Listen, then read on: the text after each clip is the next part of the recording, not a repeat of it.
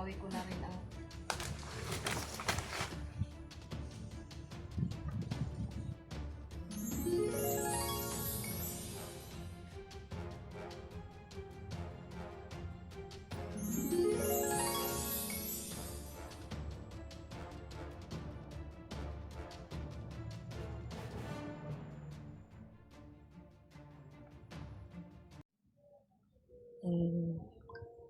yan mga tol, no? Pero dito tayo sa Tubig balon. Ni sa tubig balon.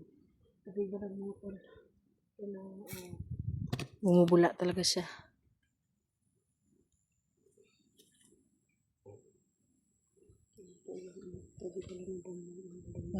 Kukuha tayo ng tubig ngayon.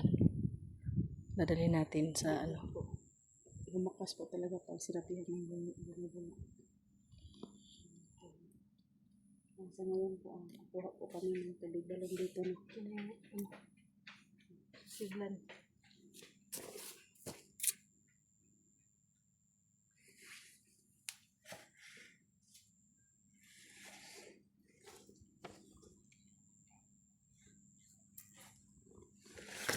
Po na.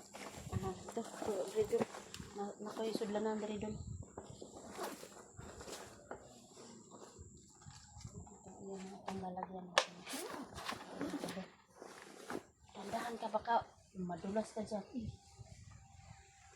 Madulas eh.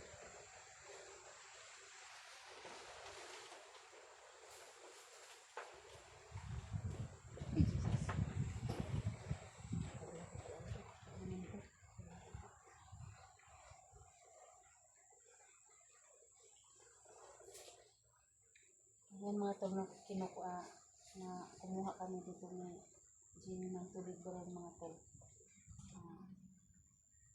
Parang may panglaban po kami pagbalik namin doon sa may bundok. Tama na yan?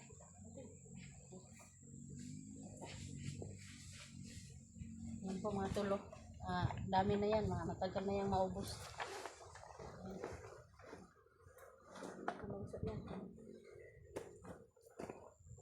Dala-dala namin yun yung pag dating namin doon sa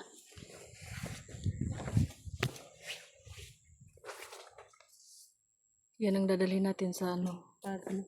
Pero mabigat yan. Ano na lang natin. I-transfer na lang natin sa mga maliliit na sa sisidlan para hindi masyadong mabigat. sana makarating si magandang diwata. Mapanood niya tayo dito. Ang magandang diwata para makahingi tayo ng ng agimat.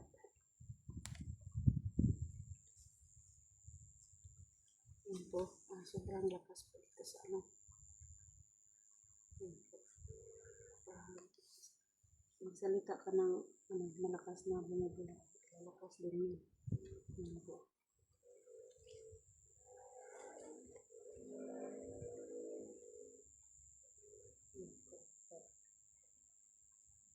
Sid din tayo, baka may bandido. Hindi natin alam, sa sulpot ng bigla ng bandido.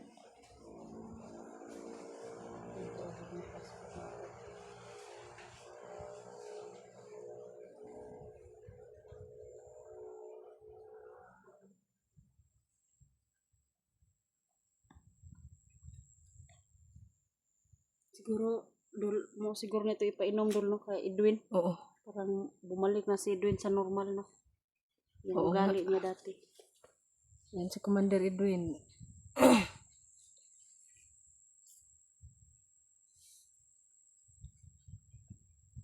Siguro pag sinasabuyan natin yung isabay natin yung asin at saka tubig balon. Ihagis natin sa kanya para bumalik na siya. Ito na. Ayan mga tol, no? Siguro Alam mo, Elektra. Oh. Galing ako kina mama ko. Oo. Kinausap ko ang mama ko.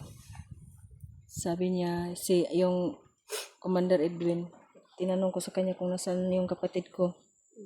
Nag-explore daw sa bundok at naging si Commander Edwin ay kapatid ko nga. Sinabi niya sa akin, nagkausap kami. Kaya ayun, ito at talagang nagpursige akong pumunta rito para matulungan na natin yung kapatid ko. Sa akin na kapatid ko nga raw si Commander Edwin na-hypnotize daw. Si Bagnot ang ano to. Oo. Ano may motor pa.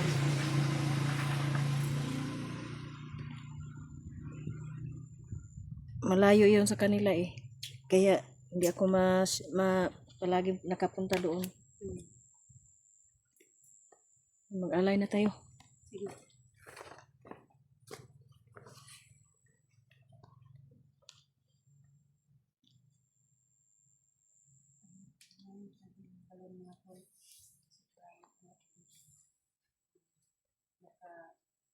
Siguro nakikinig lang yan si Magandang Diwata. Kinig lang yan ng Magandang Diwata na yan. Nakita niya kami, pero kami hindi nakakita sa kanya mga telephone.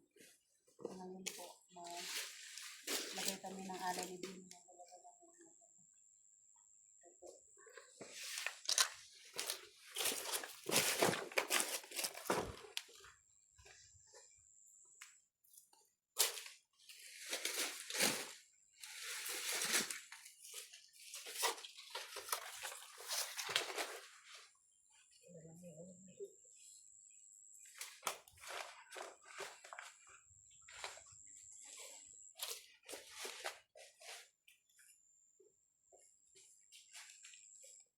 tama na siguro to doon.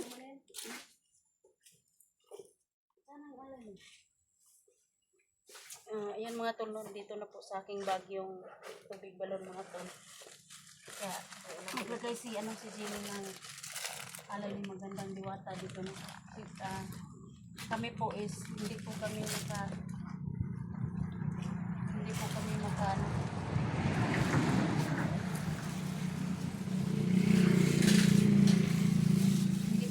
makita sa kanya, pero si Magandang Diwata po is nakita niya kami, pero hindi namin siya nakikita.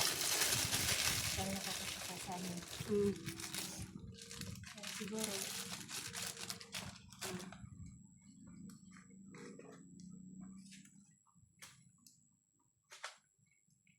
Magandang Diwata. Nandito po ako para humingi ng agimat sa iyo. Ito, may dala akong itlog at saka biskwit na rin.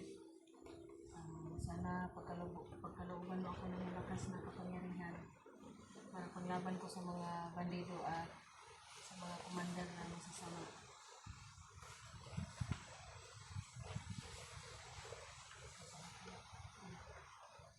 maghintay lang tayo ng parang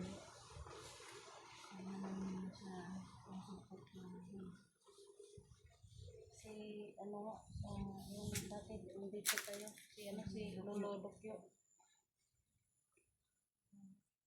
Lagi tayong lahat tayo ni Lolo Dokyo. Tingnan natin.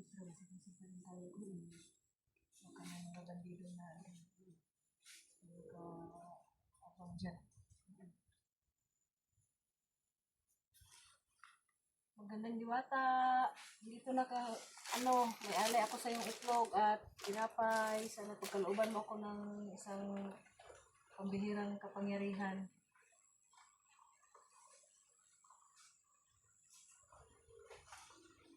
Para mawalabanan ko na ang mga masasama. Para mabawi ko na rin ang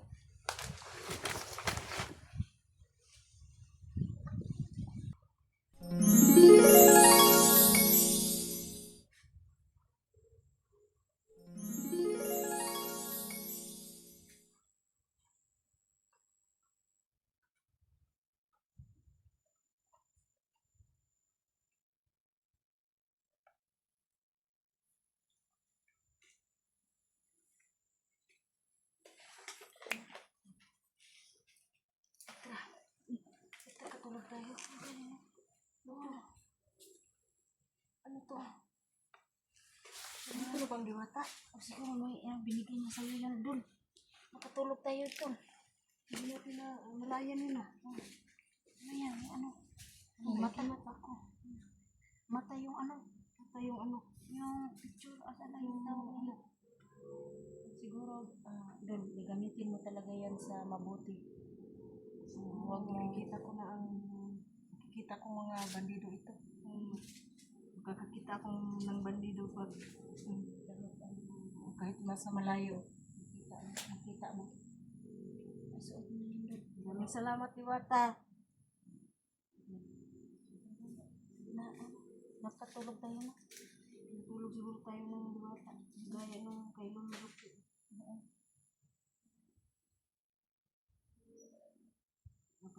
Maraming salamat po. Maraming salamat. Magandang Diwata. Sa Pangako ko po na ingatan ko po ito. sobrang bait mo talaga Bait sa mo amin. naman. Kita niyo naman na si Magalang Diwata na ano lang, hindi namin nakikita Hindi namin nakikita si siya ang makita sa atin. No? Pinatulog lang tayo kaya hindi natin siya napansin na dumating pala siya. Kung ano man ang naging ang ginawa niya, hindi natin nakita. Siguro binigyan niya ako ng kapangyarihan. Dati nga, siya din ang nag-ano sa akin, nagbigay sa akin. Kaya, yun ang ano ko, pag nasa explore po ako, ginagamit ko sa magandang paraan. Gamitin ko po sa magandang paraan.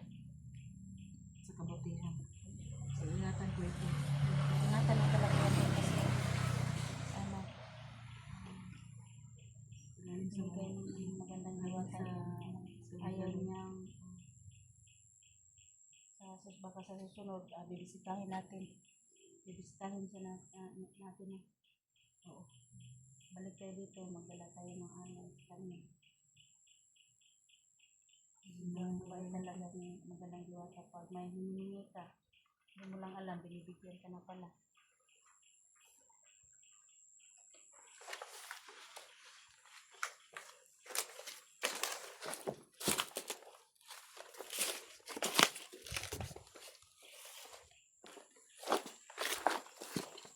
Maraming salamat. Magandang Diwata. Napakabait mo. Yun ang ano ni Hindi namin siya nakita. ano ni Janitor. Ayan, tingnan natin yung mga tulo. Ito po yun, tulo. Ayan. Ito, mata. May mata. Yung ano niya. Kaya Siguro nakikita yung mga bandido magpapahiwatig ito na makikita kahit malayo. Oo, kahit malayo. Makikita kung pag may kalaban, masamang kalaban. Nakikita niya Jenny po kahit malayo po, no. Kaya sa ngayon po maging kampante na po kami na bumalik sa Bundok. no, na walang baril at saka ito lang gagamitin namin. Sa akin niya yung kwintas na itim ay cross na itim, yun ang ano namin, yung ano ko, gamit ko. Kaya iniingatan ko talaga yan kasi bigay yan ni Magandang Diwata po. Maraming salamat, Magandang Diwata, sa pinagkaloob mong kapangyarihan sa akin, Agimat. Pinapangako ko po na gagamitin ko po ito ng tama at sa kabutihan po. Yan po, yun ang dapat natin gawin sa binibigay ni Diwata sa atin.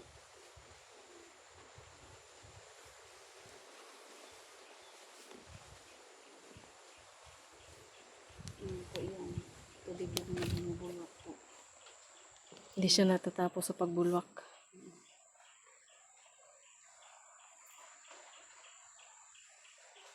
Yan o.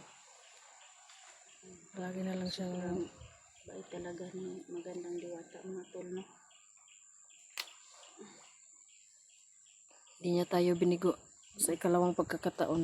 Oo. Dumating siya. Dati nga dito, si Lolo Dokyo, Si yung Lolo Dokyo. nagpakita sa atin. Pakita sa atin. Yung anak ko ang kinakausap ni Kinausap Lolo niya. Dokyo.